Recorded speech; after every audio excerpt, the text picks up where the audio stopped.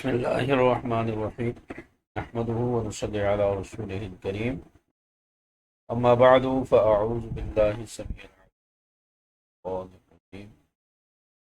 بسم الله الرحمن الرحيم الصلاة والسلام عليك يا رسول الله وعلى آلك وأصحابك يا سيدي. تخصص في الفقه سال اول.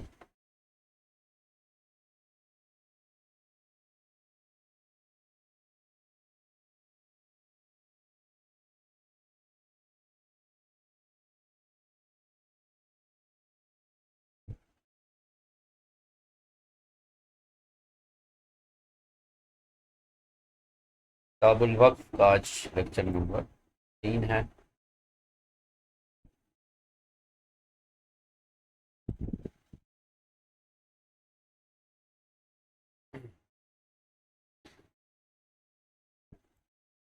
آج کے اس لیکچر میں وقف کی اقسام، شروط، لزوم، مساجد کے احکام اور منقولات کے وقف سے متعلق اہم مسائل کا وقف بالموت اور تعلیق بھی شرط. تعلیق بھی شرط یعنی اگر کوئی شخص وقف کو اپنی موت پر معلق کرے مثلا اگر میں مر گیا تو یہ میرا گھر وقف ہے، تو راجح قول کے مطابق یہ وصیت کے حکم ہے. نفاذ کا وقت، یہ وقف زندگی میں لازم نہیں ہوتا بلکہ وفات کے بعد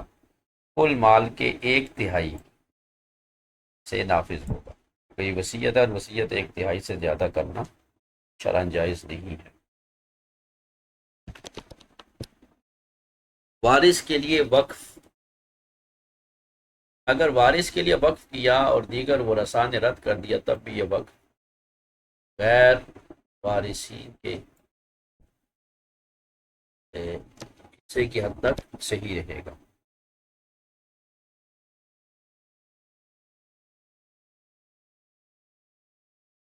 تیسری سلائیڈ ہے وقف محبت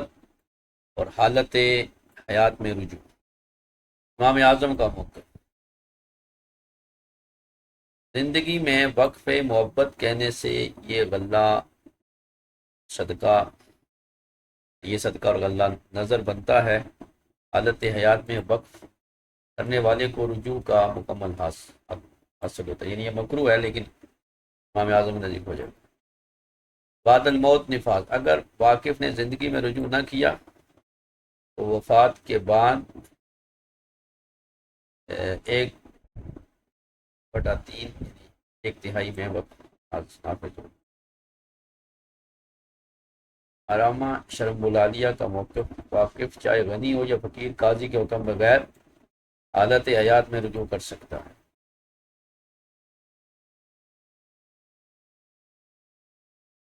وقف حالت حیات، نظر بالتصدق، زندگی میں رجوع ممکن، وفات کے بعد 1/3 میں نافذ. وقف کی شروط صحت اور قبض. شروط قبضہ، قبض یعنی ڈیلیوری، قبض کے بغیر وقف تام نہیں ہوتا. مسجد میں تفریق افراد سے اور دیگر املاک میں متولی مقرر کرنے اور سپرد کرنے سے قبض مکمل ہوتا ہے، یعنی قبضہ. افراز یعنی مشترکہ قابل تقسیم،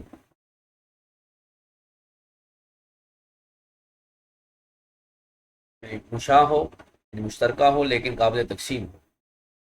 وقف امام محمد کے نزدیک جائز نہیں ہے. دائمی جہت، وقف کا آخری مصرف ایسی نیکی ہو جو کبھی ختم نہ ہو، مثلا فقراء اور مساکین.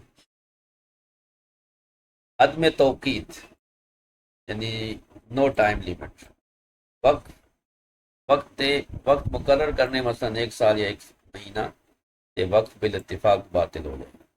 عدم توقیت ہونی چاہیے اس میں، وقت اس میں مقرر.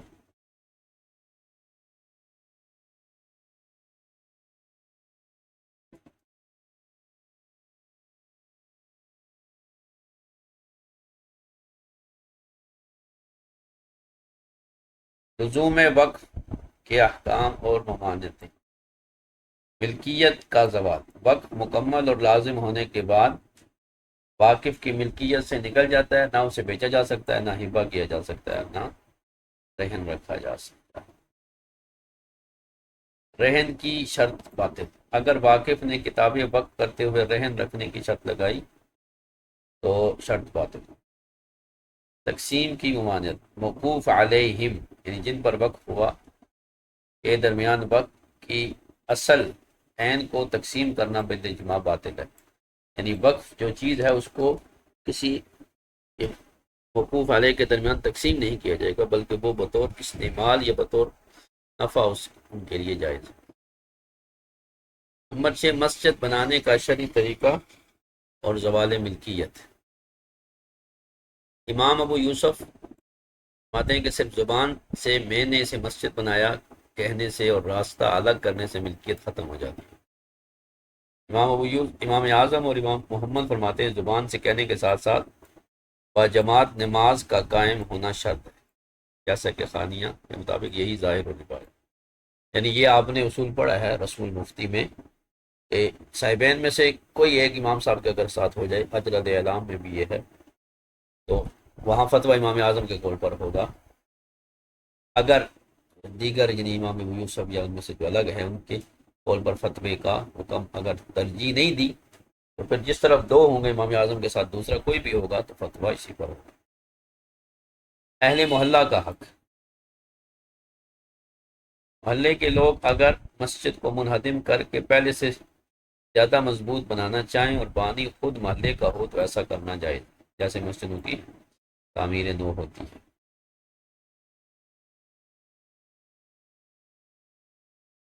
مسجد کے نیچے اوپر نیچے عمارت بنانا، تفصیلی شرعی احکام جائز صورت، اگر مسجد کے نیچے تہہ خانہ یا اوپر امام کا مکان مسجد کی مصالح یعنی ضرورت کے لیے بنایا جائے تو یہ جائز۔ ناجائز صورت، اگر نیچے یا اوپر کی عمارت مسجد کے مصالح کے علاوہ مثلا ذاتی کون کے لیے ہو تو وہ شرعاً مسجد نہیں بنے گی، اس کی بیع اور وراثت میں جائز جاری ہو۔ تکمیل کے بعد تعمیر، ایک بار مسجدیت مکمل ہو جائے تو اس کے بعد اس کے اوپر ذاتی تعمیر کرنا قابل حد، یعنی اس کو منہدم کیا جائے گا، گرایا۔ ویران مسجد اور غیر مستعمل وقف کا حکم، وہ مسجد جو ویران ہو چکی ہے، آبادی وہاں ختم ہو چکی ہے، یا وہ وقف جو اب قابل استعمال نہیں ہے۔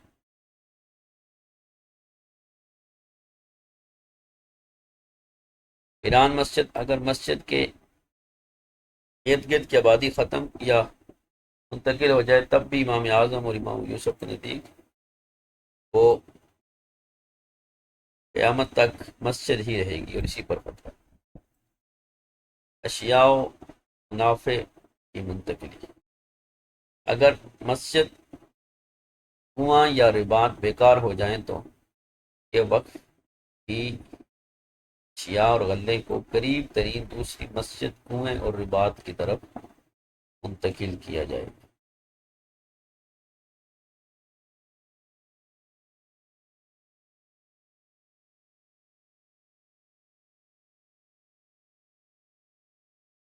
منقولات یعنی موبائل اشیاء،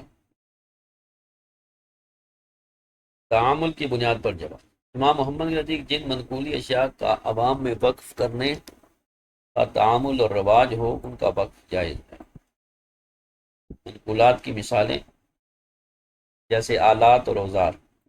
کلہاڑی، دیگ، جنازے کا سامان، میت کے کپڑے، چارپائی وغیرہ میت کے ساتھ، قرآن پاک، دینی علمی کتب، نقدی درم و دینار،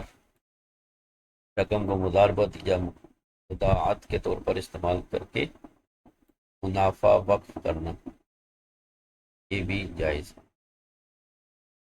نمبر 10، طاف کی کتب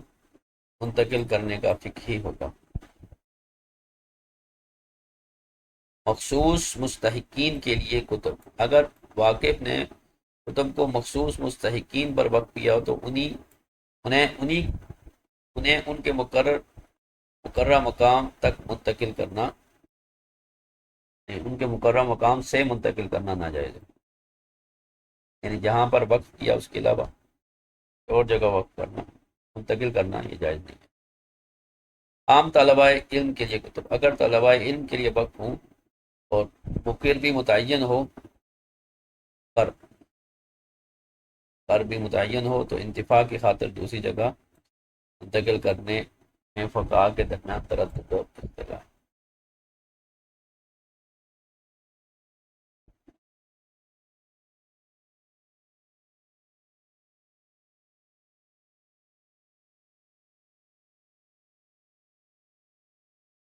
خلافت اور حاصل کرنا،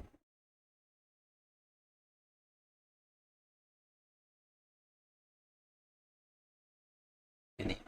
وقف میں خلیفہ یعنی نائب بنانا ہوگا۔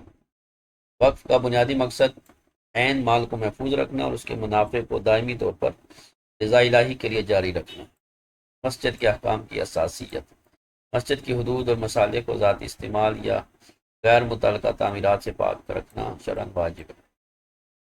جدید دور میں تطبیق، نقد رقم اور منقولات کا وقف یعنی کیش وقف، حکومت کے تعامل فقہ شافعی، حنابلہ اور قول محمد کی روشنی میں مکمل درست اور نافذ ہے۔ تو یہ آج کی ہماری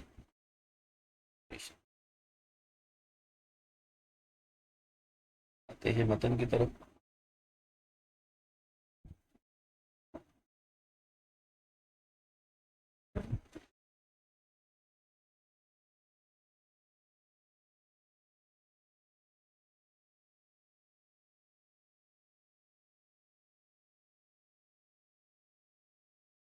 یہاں سے آج گفتگو ہے او بالموتی اذا علق بھی، واقف نے وقف کو اپنی موت کے ساتھ معلق کیا، ہے کہ موتی ہی کا اذا متو فقط وقف تو داری ادا کدا، جیسے جب میں مر جاؤں تو میرا گھر فلاں مقصد کے لیے وقف ہے۔ بس صحیح انہو کل وصیت، صحیح قول کے مطابق یہ وقف وصیت کی طرح ہوگا۔ تلزم من الثلث بالموت لا قبل، تو موت کے وقت اس میں ایک تہائی وقف جاری ہوگا اور اس سے پہلے، مرنے سے پہلے نہیں ہوگا۔ قلتو، میں کہتا ہوں ولو دیوارث ہی، اگر اس نے وقف کسی وارث کے لیے کیا، وَإِن ردو ہو، اور باقی ورثاء نے اس کو رد کر دیا، لیکن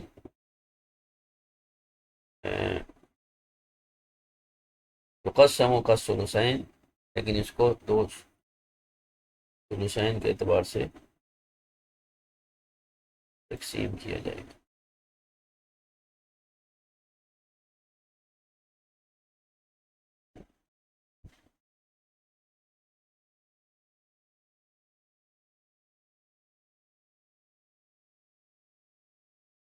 بسم اللہ الرحمن الرحیم، صلی علی رسول کریم، اما بعد فاعوذ باللہ السمیع العلیم من الشیطان الرجیم، بسم اللہ۔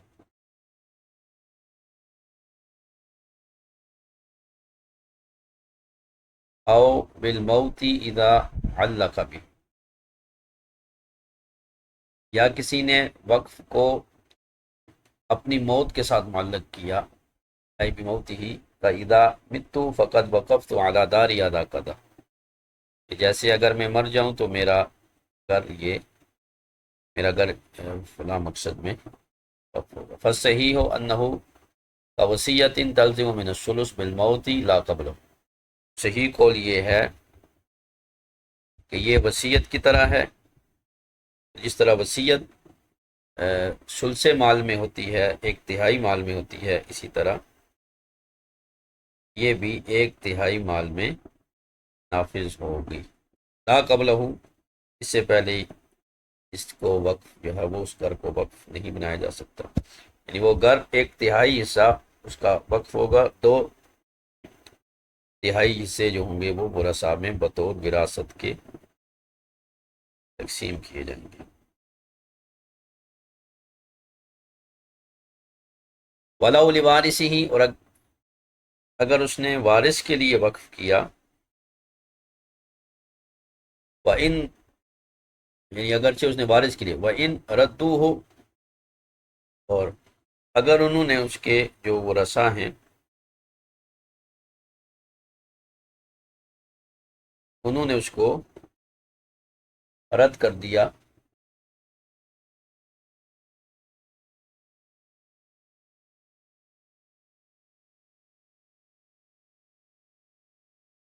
یعنی اگرچہ وہ اپنے وارث کے لیے کرے اور اگرچہ انہوں نے اس کو رد کر دیا، لیکن یقسم کالثلثین وقول البزازیہ انہ ارث، لیکن وہ ایک ثلث جو ہے دو ثلثین کی طرح تقسیم کیا جائے گا۔ بزازیہ کا قول جو ہے وہ اس میں یہی ہے، اے حکمن،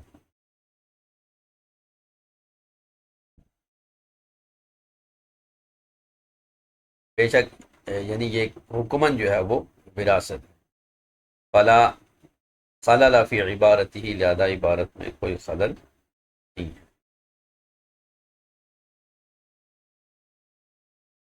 یعنی اس کا خلاصہ یہ ہے کہ وہ حکم کی جہت سے میراث ہے، یعنی اس حیثیت سے کہ اسے میراث کی طرح شرعی حصے پر تقسیم کیا گیا ہے۔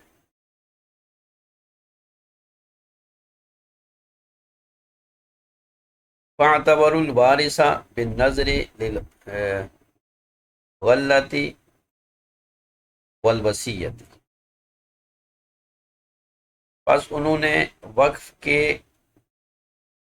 غلے اور منافع کے اعتبار سے وصیت کا جو ہے وہ وارث کا اعتبار کیا۔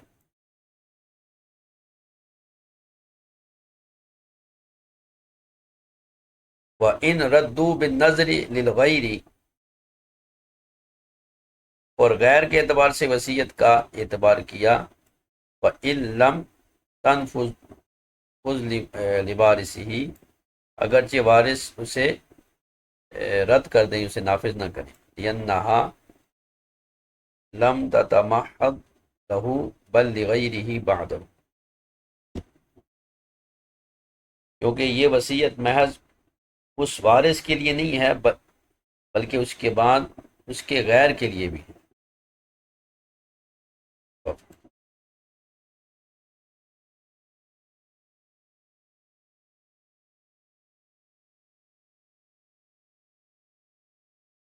او بقولہ، یا اس کا قول کہ وقفتھا فی حیاتی و بعد وفاتی مؤبدا فإنہ جائز عندہ،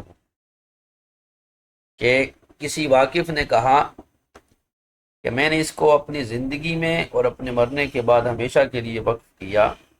تو یہ وقف جو ہے وہ فقہا کے ہاں جائز ہے، لیکن عند الامام ما دام حیا ہوا نظر بالتصدق وبالغلۃ فعلیہ الوفاء ولہ، لیکن امام اعظم رحمۃ اللہ علیہ کے نزدیک جب تک وہ زندہ ہے تو یہ نظر ہے، نظر بالتصدق، اور اس کا جو اناج ہے غلہ ہے، یعنی غلے کو صدقہ کرنے کے بارے میں یہ جب تک زندہ ہے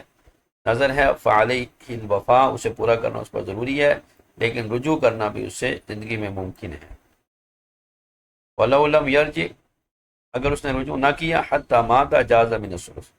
اور اس کا انتقال ہو گیا تو اب ثلث مال میں وہ وصیت جو ہے وہ یعنی وہ وقف جو ہے وہ جائز ہو۔ قلت وفی هذین الامرین له الرجوع ما دام حیا، تو فرماتے ہیں میں کہتا ہوں ان دو امروں میں سے، یعنی دو امروں میں اس کے لیے یعنی واقف کے لیے رجوع کرنا جائز ہے جب تک وہ زندہ ہے، غنیا او فقیرا، غنی ہو یا فقیر ہو، بامر القاضی او غیرہ، قاضی کے حکم سے یہ رجوع ہو یا قاضی کے حکم سے رجوع نہ ہو، اور اسی کو شرم بلالیہ نے ذکر کیا۔ وقول الدرر، درر میں ہے کہ اگر وہ محتاج ہے، لو افتقرا، تو یفسخہ القاضی لو غیر مسجل منظور فی، اگر وہ محتاج ہو تو قاضی اسے فسخ کر دے، اور اگر وہ غیر مسجل ہو تو اس میں نظر ہے۔ مسجل کا معنی یہ ہے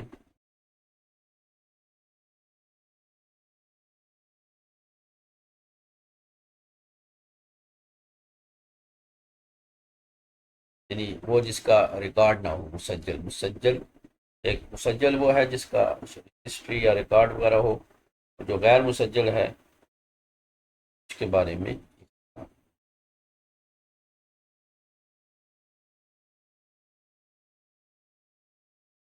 کیونکہ ان دونوں امروں میں امام اعظم کے قول کے مطابق فقر کی شرط کے بغیر اور قاضی کے فسخ کے بغیر بھی رجوع جائز ہے، جیسا کہ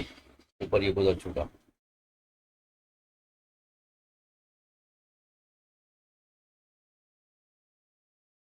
آگے وقف تام کی بات کرتے ہیں، کہتے ہیں ولا یتم الوقف وقف حتی یقبل ولم یقل للمتولی لأن تسلیم کل شیء مما یلیق بہ، فرماتے ہیں وقف جو ہے وہ مکمل نہیں ہوتا جب تک اس پر قبضہ نہ ہو جائے، یعنی وقف کسی چیز کو کیا تو اس پر قبضہ کرنا، یعنی جن پر وقف یا موقوفہ چیز پر قبضہ کرنا یہ ضروری ہے۔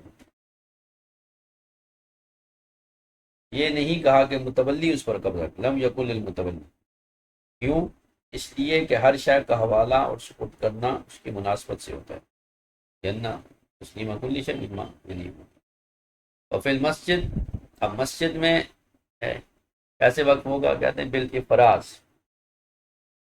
مسجد میں جو قبضہ تام ہوگا تو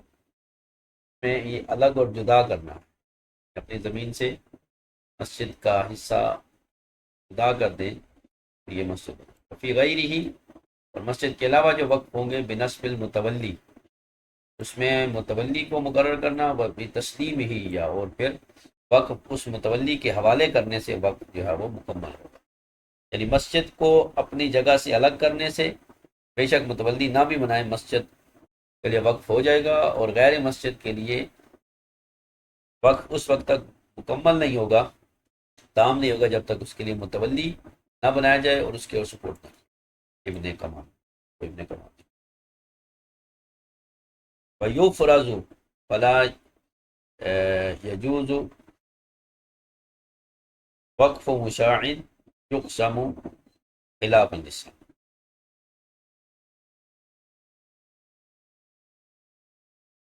اور اسے تقسیم کر کے الگ کیا جائے گا، یعنی وقف جو ہوگا یفرض، تو بس جائز نہیں ہے مشاع کا وقف، وہ مشاع کے یقسم جو قابل تقسیم ہے، خلاف لسانی، امام ابو یوسف کا اس میں اختلاف ہے، وہ فرماتے ہیں کہ اگرچہ وقف مشاع ہو، مشاع وہ زمین سانجی زمین ہے جو ابھی تک تو شریکوں کے مابین تقسیم نہیں ہوئی، لیکن قابل تقسیم ہے، یقسم اسے تقسیم کیا جا سکتا ہے، تو اس کا حکم یہ ہے اس کا وقف جائز نہیں ہے، کیونکہ جو بھی طرف دیں گے تو دوسرا جو شریک ہوگا وہ اس طرف کا دعویٰ، اگر وہ اچھی ہوگی تو اس کا دعویٰ کرے گا، یعنی اچھی طرف جو ہے وہ ہر آدمی اپنی طرف رکھنا چاہے گا، زیادہ یہ جھگڑا بن جائے گا، تو جب تک اسے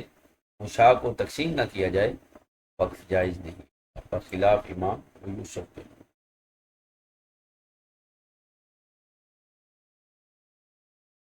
ایسی مشترکہ چیز جو قابل تقسیم ہے اس کا وقف جائز۔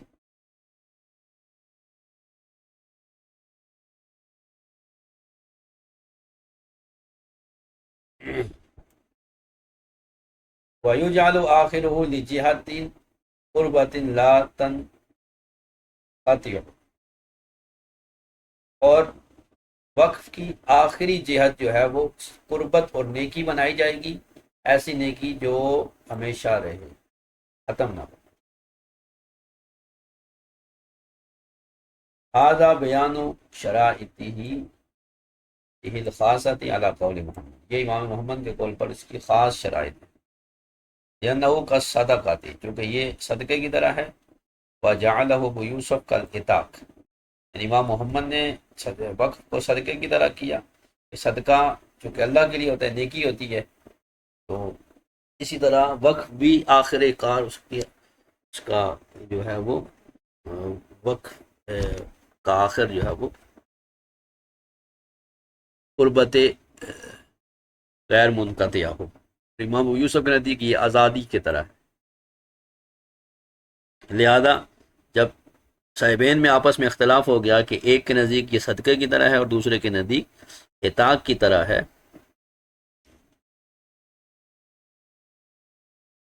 تو وقف کیونکہ صدقے کی طرح ہے امام ابو یوسف محمد کے نزدیک، تو اس میں قبضہ اور تقسیم کے ساتھ الگ کرنا ضروری ہے، اور امام ابو یوسف کے نزدیک یہ آزاد کرنے کی طرح ہے، لہذا قبضہ اور الگ کرنے کی کوئی شرط نہیں ہے۔ وقت تلفت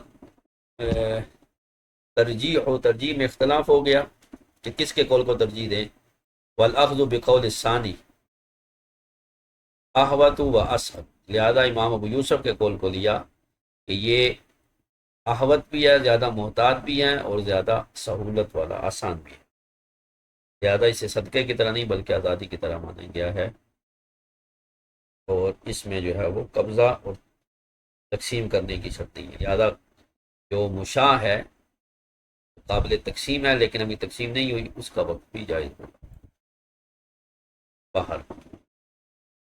وفد درر و صدر الشریعہ، اور باہر میں یہ ہے، اور درر میں اور صدر الشریعہ نے وقایہ میں فرمایا وبہ یفتیٰ، اور اسی کے ساتھ فتویٰ دیا جائے گا، یعنی امام ابو یوسف کے قول پر فتویٰ ہے۔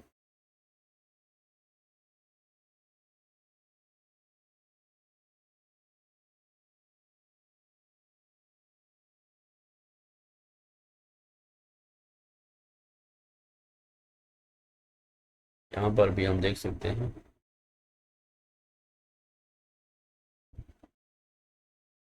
کہ امام ابو یوسف اور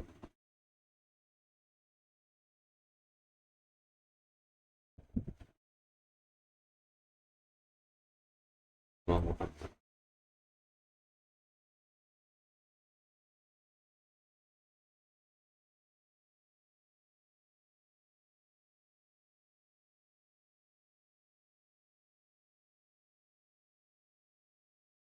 یہ کہتے ہیں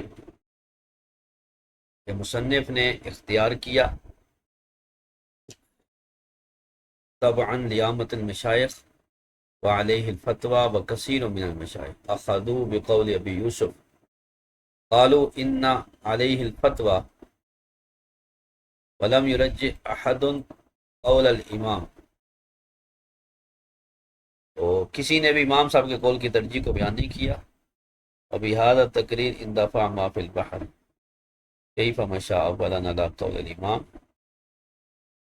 ثانیا علی قول غیری، هذا مما لا ينبغي، یعنی فی المتون موضوعہ للتالی، یعنی یہ بات آپ نے اجر الاعلام میں یہ پڑھی ہے کہ سب سے پہلے امام صاحب کا قول ہوگا، پھر امام ثانی کا ہوگا، پھر امام ثالث کا ہوگا، لیکن یہاں امام ثانی کا قول ذکر ہی نہیں کیا، تو اجل الاعلام میں اس کے جوابات موجود ہیں کہ جب صاحبین کے قول پر یا ان میں سے کسی ایک کے قول پر فتویٰ دیا جائے تو وہ 6 صورتیں جو اس کی بیان کی ہیں ان سے وہ باہر نہیں ہوگا، ٹھیک ہے، تو لہذا یہاں بھی اختلاف زمان ہے، اختلاف برہان نہیں ہے، دلیل کا اختلاف نہیں ہے، امام صاحب کی دلیل کمزور تھی بلکہ صاحبین کی دلیل، امام ابو یوسف کی دلیل جو ہے وہ لوگوں کے لیے زیادہ آسان تھی۔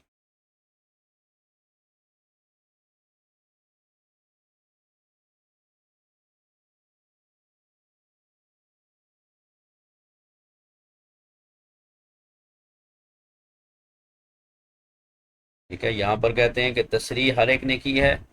کہ بین الفتوى علیہ، لیکن فی الفتح ان قول ابی یوسف اوجہ عند المحققین،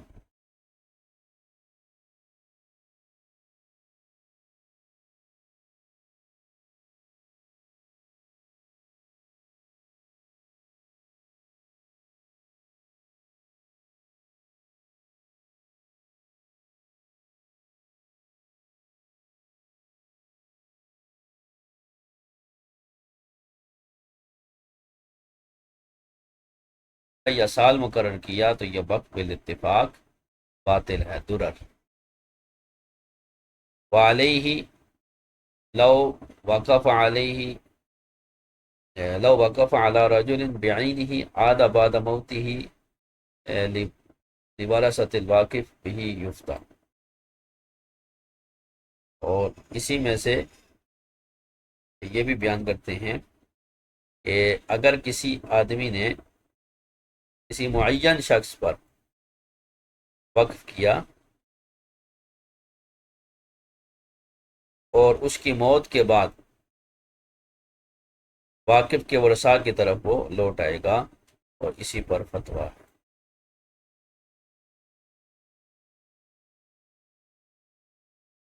قلت وجاز ما فی الخانیہ بصحت الموقوف مطلقا فتنبہ واقرہ شرم بلانی۔ فرماتے ہیں میں کہتا ہوں کہ وقف موقت کے مطلق صحیح ہونے کے بارے میں جزم و یقین ہے،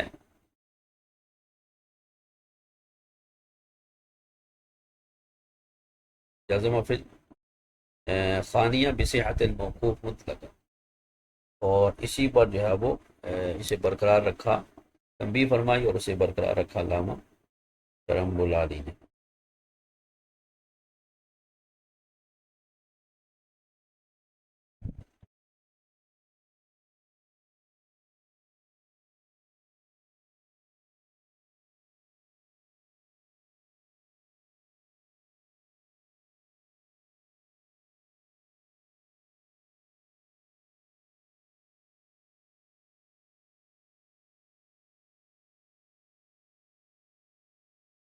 آگے فرماتے ہیں فَإِذَا تَمَّ، جب وقف مکمل ہو جائے، وَلَازِمَ، اور جب لازم ہو جائے، تو لا یملک ولا یملک ولا یعار ولا یرہن، تو نہ اسے اس کے ذریعے جو ہے وہ نہ وہ خود اس کا مالک بنا جا سکتا ہے، اور نہ کسی کو اس کا مالک بنایا جا سکتا ہے، نہ اسے عاریت پر دیا جا سکتا ہے، اور نہ ہی اسے رہن رکھا جا سکتا ہے۔ وباطل شرط واقف الکتب، بس کتابیں وقف کرنے والے کا جو ہے وہ شرط لگانا، یہ بھی جو ہے وہ کیا ہو جائے گا، باطل ہو جائے گا، رہن کی شرط ان کا معافی تدبیر، جیسا کہ کتاب و تدبیر میں۔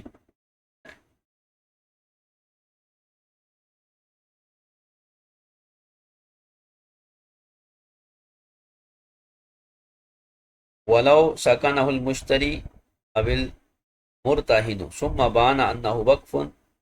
الصغیر لازم اجر المثل نیہ۔ اب ایک تفریح بیان کرتے ہیں کہ اگر مشتری یعنی خریدار اور مرتہن کسی گھر میں سکونت اختیار کرے، سکنہ ہو ثم بانا، پھر یہ ظاہر ہوا کہ انہ وقف، یہ کیا ہے، یہ تو وقف ہے، یا کسی او الصغیر، یا یہ کسی بچے کا ہے، تو لازم اجر المثل، تو ان پر جو ہے وہ اجرت مثل لازم ہوگا، یعنی اس کا کرایہ دینا کان کا ان پر لازم۔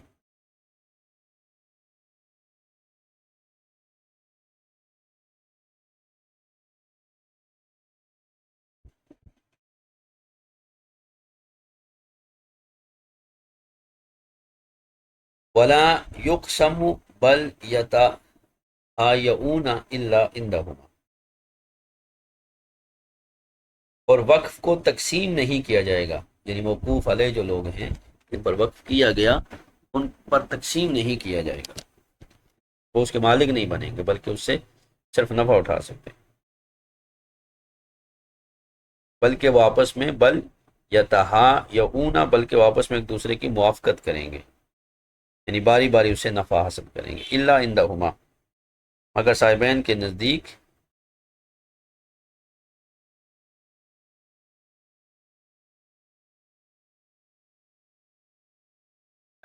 فیقسم المشاع، جو مشاع ہوگا وہ تقسیم کیا جائے گا، یعنی جو مشترکہ زمین ہے یا مشترکہ وقف ہے اس کو جو ہے وہ تقسیم کیا جائے گا۔ وَبِهِ يُفْتَى قاری الہدایہ تھی وغیرہ، اور اسی کے ساتھ قاری الہدایہ جو شارح ہدایہ ہیں انہوں نے ان کے علاوہ دیگر نے فتویٰ دیا۔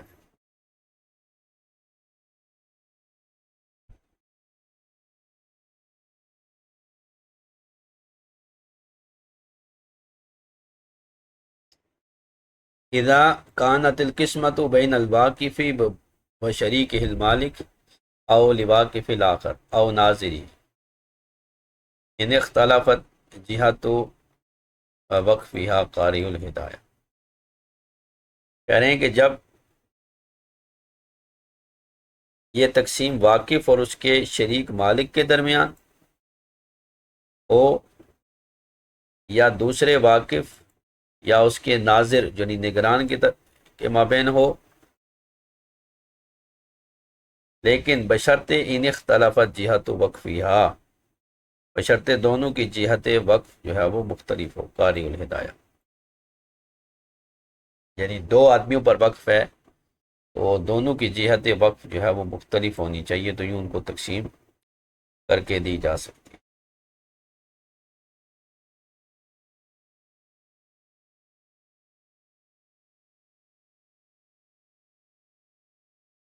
وَلَوْ وَقَفَ نِصْفَ عَقَارٍ كُلُّهُ لَهُ فَالْقَاضِي يَقْسِمُهُ مَعَ الْوَاقِفِ صَدْرُ الشَّرِيعَةِ وَابْنُ الْقَمَالِ۔ اور اگر کسی نے نصف زمین وقف کی جبکہ ساری زمین اسی کی ہو، ہے نا، کلہ لہو، ساری زمین میں سے اس نے آدھی زمین وقف کی تو قاضی اسے وقف کے ساتھ تقسیم کر دے، قاضی کے لیے یہ جائز ہے۔ فالقاضی یقسمہ مع الواقف صدر الشریعہ و ابن الکمال، تو صدر الشریعہ اور ابن کمال نے کو بیان کیا۔ وبعد موتہ لورثتہ ذالک، اور اس کی موت کے بعد وہ اس کے وارثوں کے لیے ہوگی۔ فیفرض القاضی الوقف من الملک، تو قاضی جو ہے وہ وقف کو اس کی ملک سے الگ کرے گا۔ وَلَهُمْ بَيْعُهُ بِهِ، اور ان کے جو اس کے جو ورثاء ہیں اور ان ورثاء کے لیے اس مملوکہ حصے کو بیچنا جائز ہے۔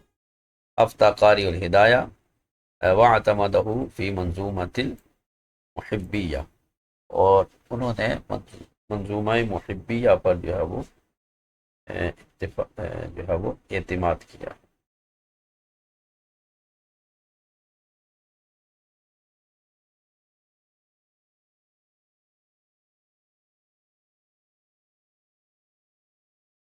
تو وقف کا حصہ نکالنے کے بعد جو بچے گی ان کا اس بقیہ زمین کا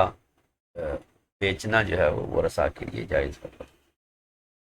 قاضی موقوف زمین جو ہوگی اسے الگ کر دے گا اور بقیہ زمین ورثاء کے حوالے کر دے گا۔ مثلا 1 ایکڑ یا 1 کنال جگہ ہے، آدھی وقف ہے، آدھی ورثاء کے مابین تقسیم ہے۔ للموقوف علیہم، یعنی موقوف علیہ یعنی وقف سے فائدہ اٹھانے والے جو لوگ ہیں وہ فلا یقسم الوقف بین مستحقیہ اجماعا درر وکافی و خلاصہ وغیرہ، کہ جو وقف کے مستحقین ہیں بالاجماع ان پر وقف کو تقسیم نہیں کیا جائے گا۔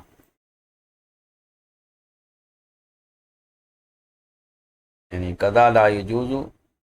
یتہایؤہ فیہ جبرا کما حررنا عنہ،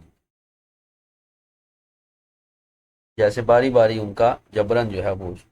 پر قبضہ کرنا یہ جائز نہیں ہے، اسی طرح کے درمیان اس کو تقسیم کرنا جو واقفین موقوف علیہم ہیں یہ بھی جائز۔ لأن حقہم لیس فی العین، اس لیے کہ ان کا حق عین وقف میں نہیں ہے بلکہ نفع جو ہے وہ وقف میں ہے۔ وبہ جزم ابن نجیم فی فتاویٰ، اور ابن نجیم نے اپنے فتاویٰ میں اسی پر جزم کیا ہے۔ الاشباب والنظائر جو آپ پڑھ رہے ہیں امام ابن الجیم کے حوالے سے کرتے ہیں کہ انہوں نے اپنے فتاوی میں اسی موقف کو بیان کیا. اور آگے فرماتے ہیں قاری الہدایہ کے حوالے سے وفی فتاوی قاری الہدایہ هذا هو المذہب، کہ یہ مذہب ہے. ویسے یہ جو فتاوی ہے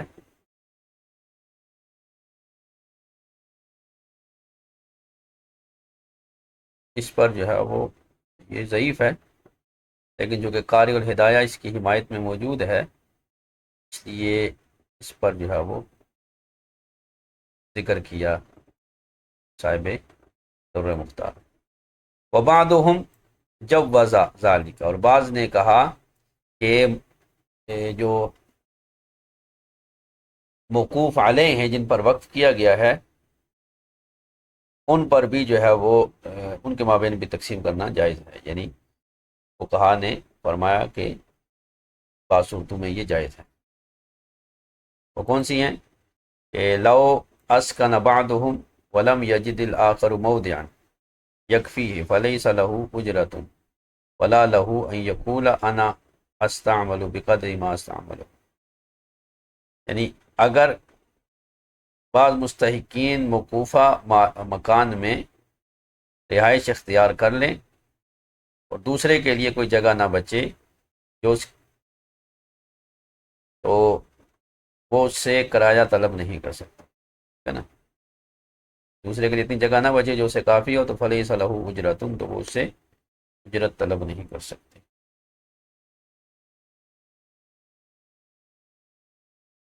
ولا لہ ان یقول، نہ اس کے لیے کہنا مناسب ہے کہ انا استعمل بقدر ما اس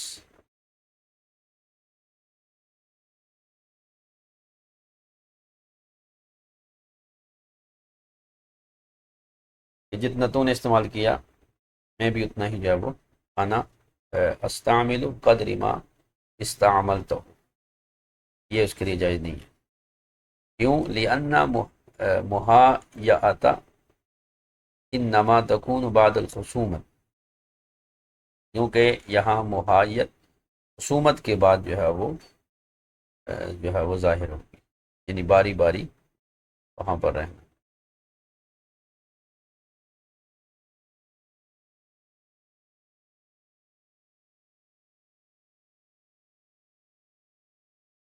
سنیے، نعم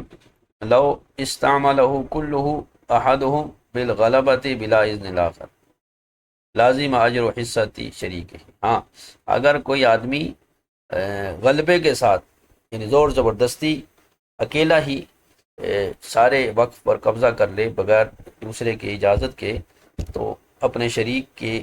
حصے کی اجرت بھی اسی پر لازم، یعنی اسی پر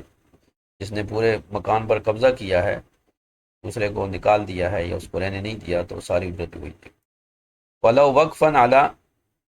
سُكْنَاهُمَا بخلاف الملک المشترک وَلَوْ مُعَدًّا لِلْإِجَارَةِ،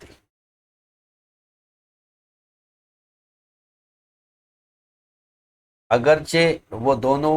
رہائش کے لیے وقف ہوں. ٹھیک ہے،